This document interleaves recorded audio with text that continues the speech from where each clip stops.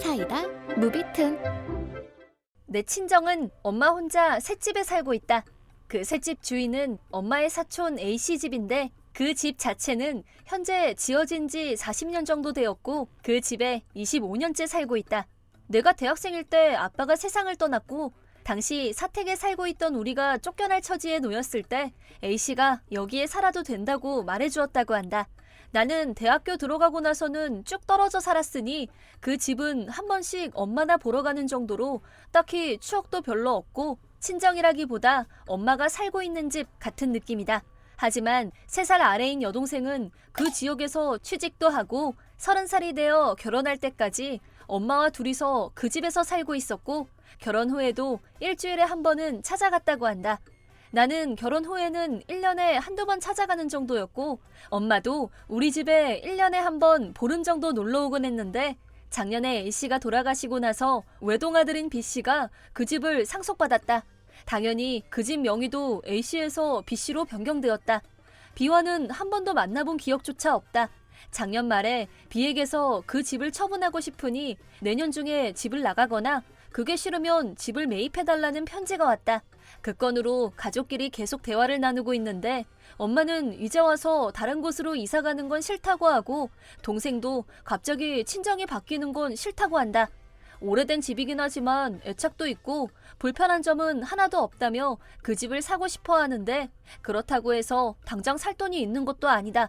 B가 제시한 금액은 2억 5천, 그걸 엄마가 5천, 나와 동생이 1억씩 분담해서 매입하자고 한다.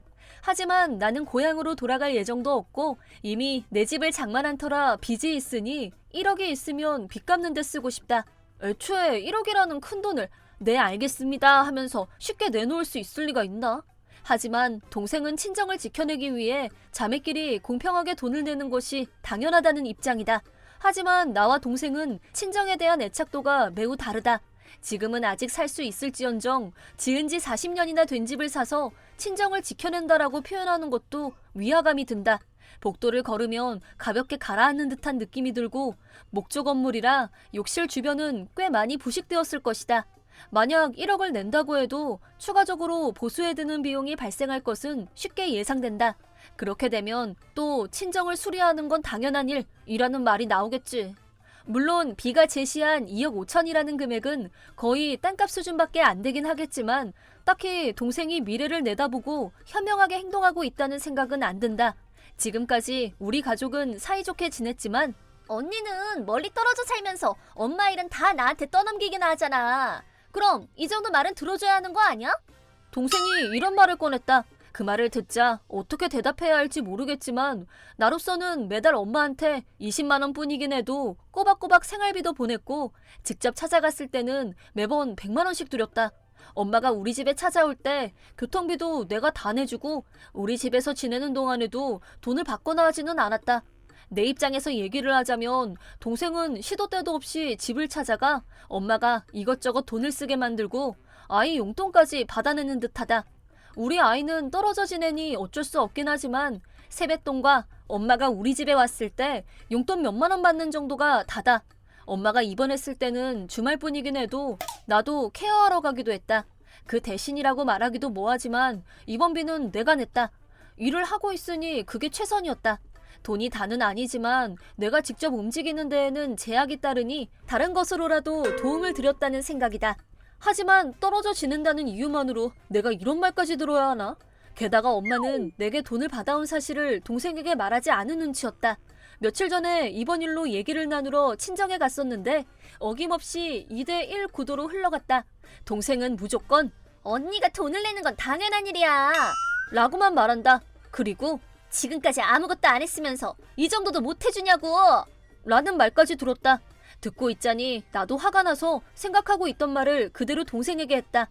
동생은 지금도 월세 빌라에서 살고 B에게서 통보가 올 때까지 자신은 아마 평생 집을 사지 못할 거라고 말했었다. 그래서 이 집을 매입하려는 건 엄마를 위해서라기보다 네가 여기에 살고 싶어서 그런 거 아니야? 그렇게 갖고 싶은 거라면 네 돈으로 직접 사면 되잖아 라고 말해주었다. 본인도 찔렸는지 살짝 동요했지만 그래도 엄마가 살고 있는 동안은 친정이니까 언니도 돈을 낼 의무가 있다고. 하나도 안 된다는 건 좀 아니지 않아? 라고 말했다. 그래, 그렇게 나올 줄 알았다.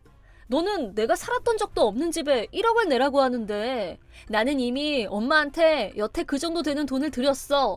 친정을 방문할 때는 꼭 100만 원씩은 드렸고 그게 아니더라도 매달 몇십만 원씩 드리고 전에 병원비도 내가 다 냈어.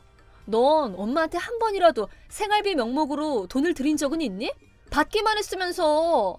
만약 그걸 가지고 지금 돈이 중요한 게 아니라고 말할 거라면 나도 그 말대로 돌려줄게.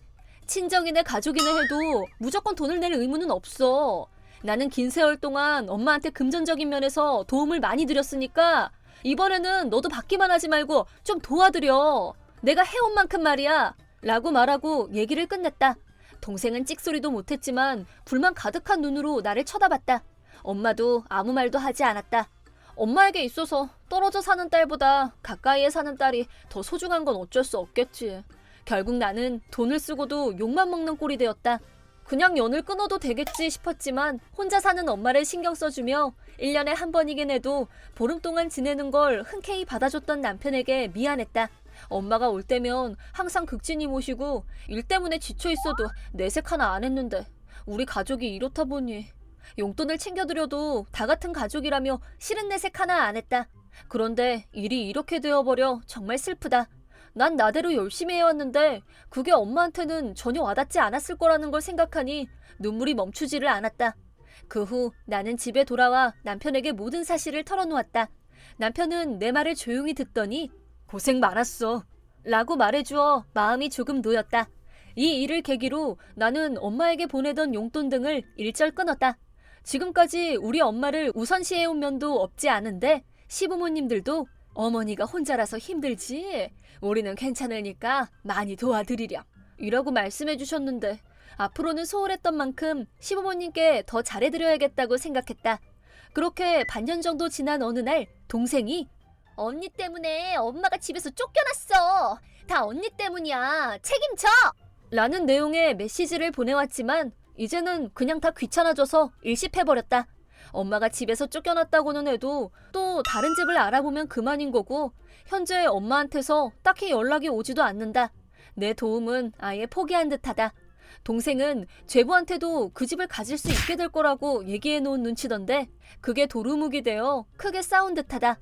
그리고 엄마는 집 근처에 있던 조그만 빌라로 이사 갔다고 한다.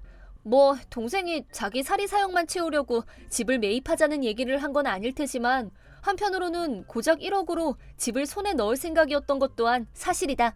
그 후 나는 여태 엄마에게 보내왔던 돈이 남아돌게 되어 시부모님을 모시고 여행을 다니기로 했다. 시부모님은 여행비까지 다 내주니 우리가 참 미안하구나 라고 말씀하시지만 손자랑 여행 다니는 게 매우 즐거우신 듯하다. 엄마한테 매달 보내던 20만 원을 끄는 것만으로도 1년에 240만 원이나 남고 명절 때마다 드렸던 100만 원, 엄마가 놀러올 때 내주던 교통비나 그 외 비용까지 다 남으니 우리 집안은 단숨에 금전적인 여유가 생겼다. 이렇게 보니 새삼 나는 떨어져 지내긴 했어도 나름대로 효도를 하고 있던 것이라는 생각이 들었다. 하지만 동생이나 당사자인 엄마나 감사의 말 한마디 없이 나를 비난하기만 하는 건 정말 아니라고 본다. 앞으로는 아들도 무럭무럭 자랄 테니 돈이 남는 만큼 우리 가족을 위해 쓸 생각이다. 이번 영상은 어떠셨나요? 재밌게 보셨다면 구독, 좋아요에 댓글까지 달아주시면 감사하겠습니다. 그럼 다음 영상에서 만나요.